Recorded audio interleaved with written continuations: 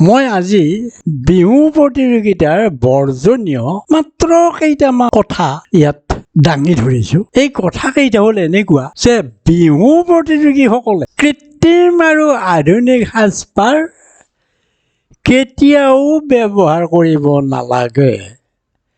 এইটো চিন্তা কৰিব লাগিব।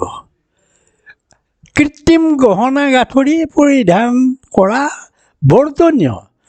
গহনা গাঁঠৰি কৃত্ৰিম কেতিয়াও পৰিধান কৰিব নালাগে, সেইটো বৰ্জনীয়।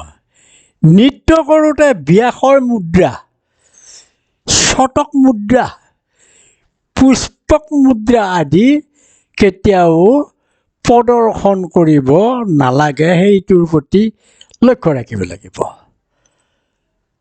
নাচনত ডেকা গাভৰুৱে মূৰৰ ওপৰত হাতৰ মুদ্ৰা দিয়া আৰু মাটিৰ বেছি ওপৰলৈ ভৰি ডঙাটো উচিত নহয়। মাটিৰ পৰা বেছি ওপৰলৈ ভৰি দাঙিব নালাগে নৃত্য কৰোঁতে, এইটো লৈ মনত ৰাখিব লাগিব। বিহু নৃত্যত কোনো অৰ্থশূন্য নৃত্য দেখুৱাব নালাগে। আধুনিক নৃত্য, শাস্ত্ৰীয় নৃত্য, হাতযোৰ কৰি দিয়া নৃত্য আদিৰ বিহু প্ৰতিযোগিতাত স্থান নাই। এইকেইটা নৃত্যৰ কেতিয়াও স্থান নাই। তাৰোপৰি গ্ৰীবা নৃত্য, টিকা নচুৱাই দিয়া নাচ, আঁঠু কাঢ়ি নচা নাচ, দেওধনী নৃত্য আদিও বৰ্জনীয়। সেইটো কথা মন দিয়া উচিত। আৰু আছে, বিহু মাৰোঁতে বিশেষ অভিনয় কৰা অনুচিত। বহুতে বহুত অভিনয় কৰে, অভিনয় কৰিব নালাগে। ইয়াৰ উপৰি ভোজপুৰী, কাৱালী আদি বিদেশী নৃত্যবোৰ পৰিৱেশন কৰিব নালাগে। বিহু নাচোঁতে ডেকা গাভৰুৱে ইজনে সিজনক খুন্দিয়াই ঠেলা হেঁচা কৰিব নালাগে, এইটো বৰ্জনীয়। শুকান বা নিষ্ক্ৰিয় মনেৰে বিহু পৰিৱেশন কৰা উচিত নহয়। শুকান বা নিষ্ক্ৰিয় মন লৈ পেলাই কেতিয়াও বিহু পৰিৱেশন কৰিব নালাগে, সেইটো উচিত নহয়।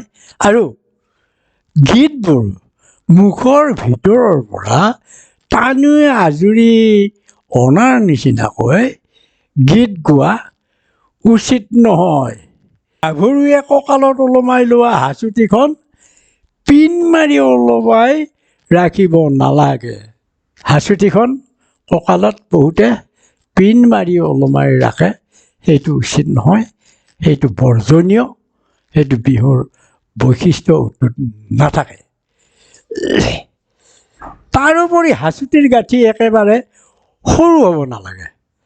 হাঁচতিৰ গাঁঠি একেবাৰে সৰু হ'ব নালাগে, কাৰণ সেই অতীততে গাভৰুসকলে একোখন থুৰিওৱা তামোল এই হাঁচতিৰ গাঁঠি মাৰি লৈ অহা এটা পৰম্পৰা ৰক্ষা কৰি এই বিহুত এইটো কি কৰে, এই হাঁচতিখনত এটা গাঁঠি থাকে, এই গাঁঠিৰ ভিতৰত নিয়মমতে থুৰিওৱা তামোল পাত থাকিব লাগে, নহ'লেও গাঁঠি সৰু হ'ব নালাগিব।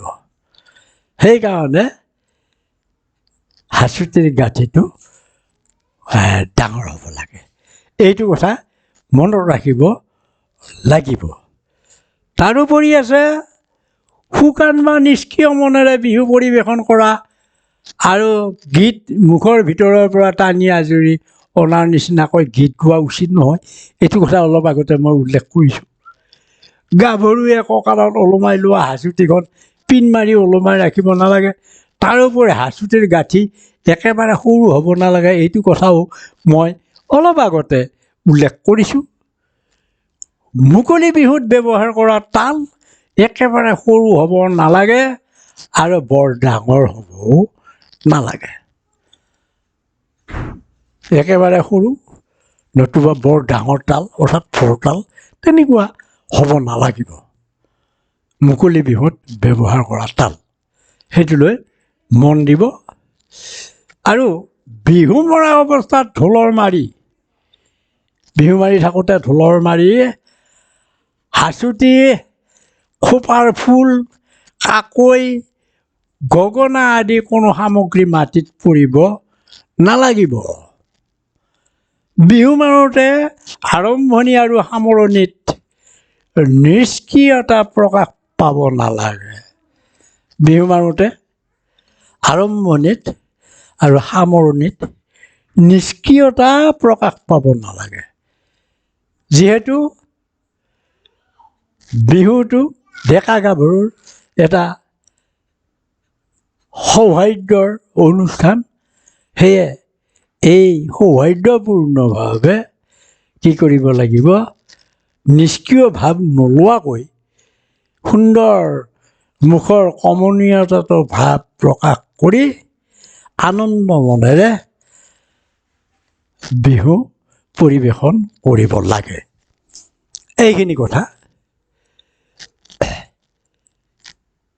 তাৰোপৰি বিহু মৰা অৱস্থাত কাপোৰ সুলকি যোৱা আৰু মাটিৰ পৰা যিকোনো সামগ্ৰী বুটলি লোৱা, কিবা সুলকি পৰিলে মাটিৰ পৰা সামগ্ৰী বুটলি ল'ব কেতিয়াও নালাগে। আৰু সেই কাৰ্যটো পৰিলক্ষিত হ'লে ৰাইজৰ দৃষ্টিত অলপ অশোভনীয় হয়। সেয়ে এইখিনি কথাত সাৱধানতা অৱলম্বন কৰা উচিত। বিহু প্ৰতিযোগীসকলে মনত ৰাখি গুৰুত্ব সহকাৰে বৰ্জনীয় কথাখিনি এৰি সুন্দৰভাৱে বিহু পৰিৱেশন কৰাটো উচিত। তেতিয়া তেওঁলোকে নিশ্চয় কৃতকাৰ্যতা হ'ব বুলি মই বহু আশাৰ লৈ আজিলৈ কেইটামান কথা প্ৰকাশ কৰি সামৰিছোঁ। নমস্কাৰ।